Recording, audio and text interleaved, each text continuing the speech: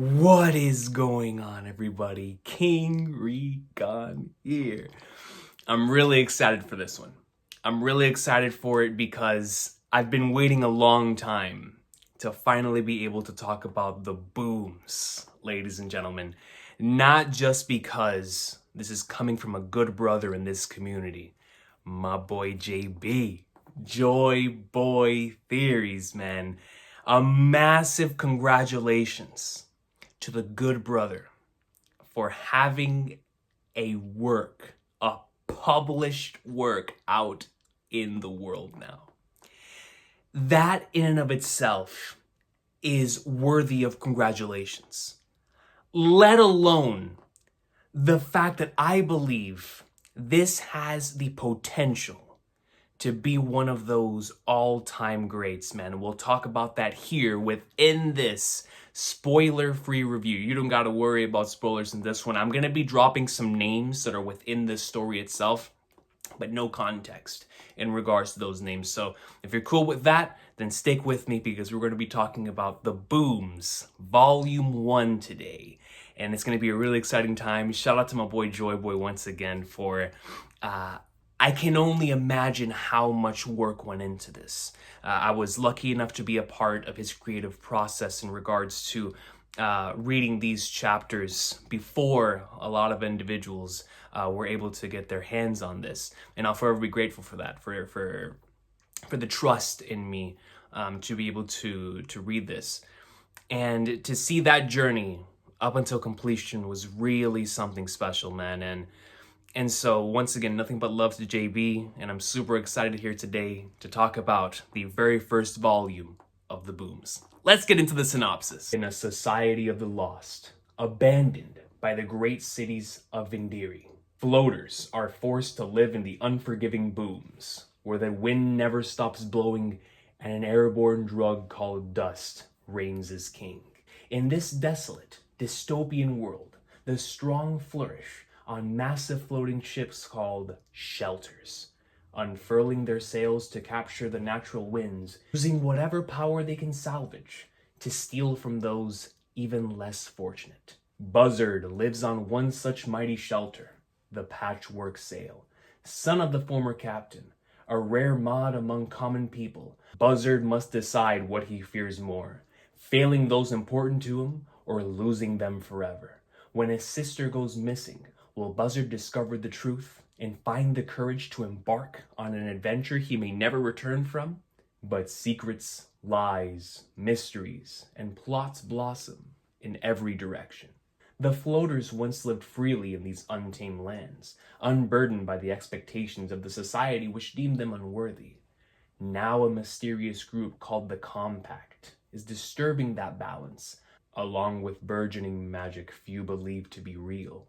The watchful eye of the cities are slowly returning, threatening to reclaim all that remains. Buzzard and his friends struggle to survive as they find their place in a land both cruel and kind to those with the ambition to dream. Talk about a synopsis that's just cooking, son. I mean, in the kitchen like Sanji. Whoa!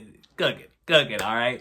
So today, I want to split this spoiler-free review into 4 subsections: immersion, mystery, fantasy elements, and characters. Starting off with immersion, what I'm referring to, and the reason why I'm choosing those 4 in particular is because I feel like it would be the easiest to talk about those without spoiling the plot of the story, what happens within the booms. But it also gives me an opportunity to talk about what I value in these kinds of stories, right? So immersion, I think, is a universal thing, no matter the story that you're experiencing or no matter the medium you're experiencing it in. Immersion is very, very important. If you can't get immersed into the material, obviously it's not going to leave an impression on you, and you're going to come out of it probably looking at your phone a bunch of times, talking to someone else. You're not going to be able to focus in on what's in front of you. I like to compare immersion, the state of immersion, to the avatar state. You know, when you're in the avatar state and eyes go white, the only thing in front of you is the goal and or obstacle in hand. Nothing else in the world matters. It's just what is directly in front of you. And in order to be able to enter the avatar state, you need bare minimum proficiency in one of those areas, fire, earth, water, or air, while also having a basic understanding of the other three. In that same regard, in science fiction and fantasy, for me at the very least, mystery, fantasy elements, and the characters first and foremost are that the way in which to create that immersive state for the readers. And the more as a writer that you come to understand and become proficient, and like I always say, you can be extremely proficient in one side, but at the very least have a basic level understanding of the other two or three or however many. This is just my personal thing, right? Of like, for me, these are the main key three that I look for in my science fiction and fantasy under the massive umbrella of fiction.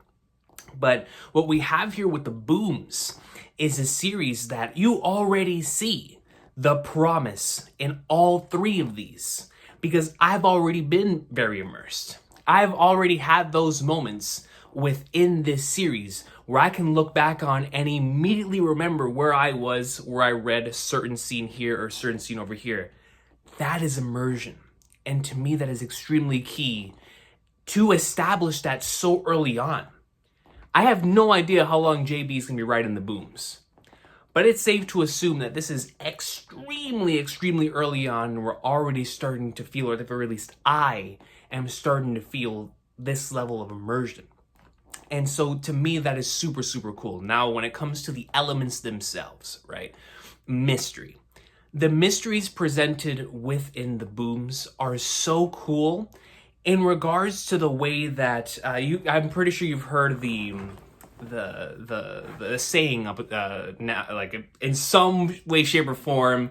I know that there's like multiple different ways of saying this particular saying, because everybody has their own remix or twist on it, but it's something around the lines of a great setting is like a great character.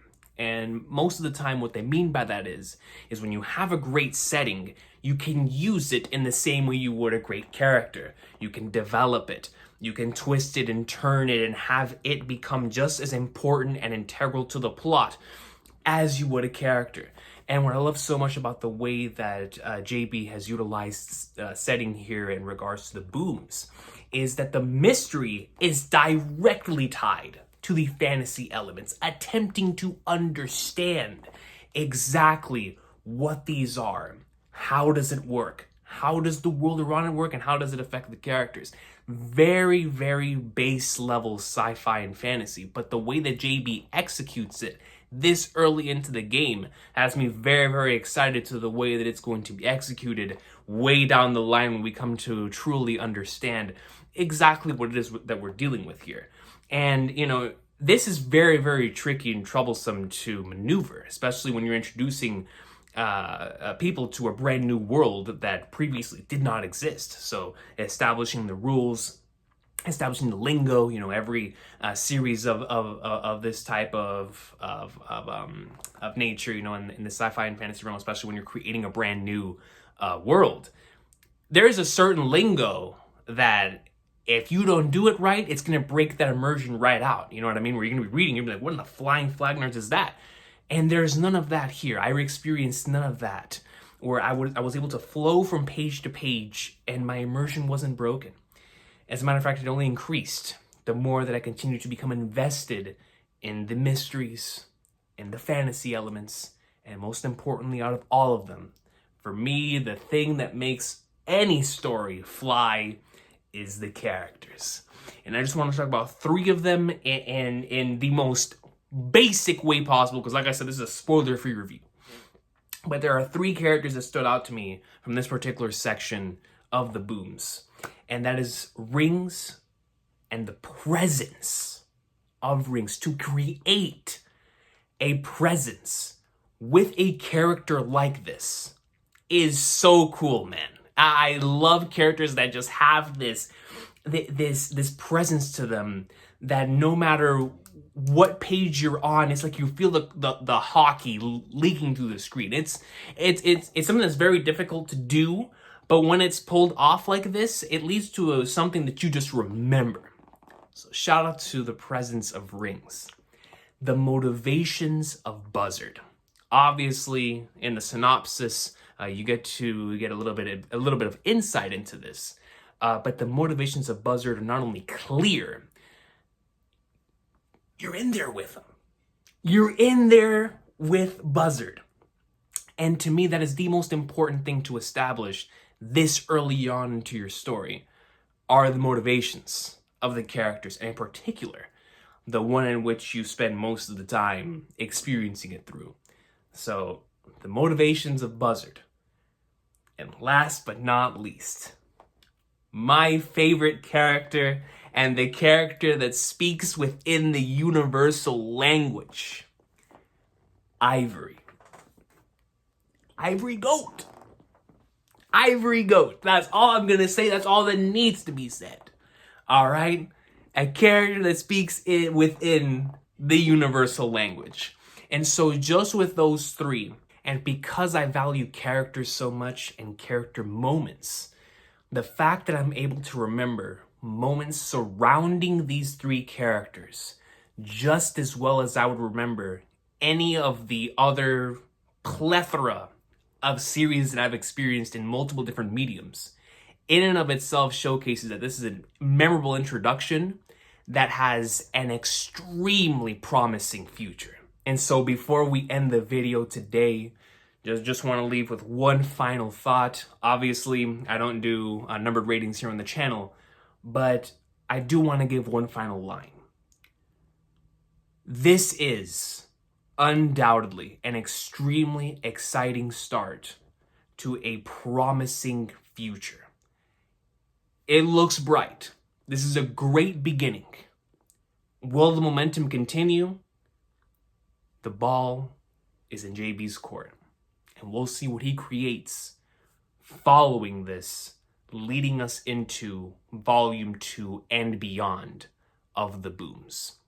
Because just based on Volume 1, what we have here is something with a lot of promise, a lot of potential, and we're already starting to see that potential being maximized at the smallest level, but it is very, very important for stuff that we're undoubtedly going to get later on down the line. So for establishing all that is necessary for a series of this magnitude in its introductory chapters, this series has done it. So nothing but love to my boy JB for producing his very first work out for the world to see, his very first published work as an author. Once again, very grateful for this opportunity to be able to follow this so early on in its release, because I know one day when this series pops off, it's gonna be a good feeling to be like, yo, we were among the first to see the vision and to see the greatness in the Booms. So once again, Ivory Goat. Ivory Goat. But I will see y'all next time. Y'all have a good one. Please let me know in the comment section down below if you have experienced the Booms, if you are looking forward to experiencing the Booms. And nothing but love, of course, once again, to my boy JB. And please go out and support him. The link is in the description box down below. At the very least, go click on the Amazon link, reread the synopsis, and see if it's something that you would enjoy. You know what I mean? I would never recommend something that you wouldn't enjoy, but if it looks like it's something up your alley, based on what we've said here in this video, definitely go check that out and let me know what you think about it, or let JB know what you think about it, because I'm sure he's waiting for those comments as well. So I will see y'all next time. Have an awesome day. Let's go, man. I'm so happy for my boy, bro. I really, really am, man. We just love to see it. You know what I mean? We just love to see it.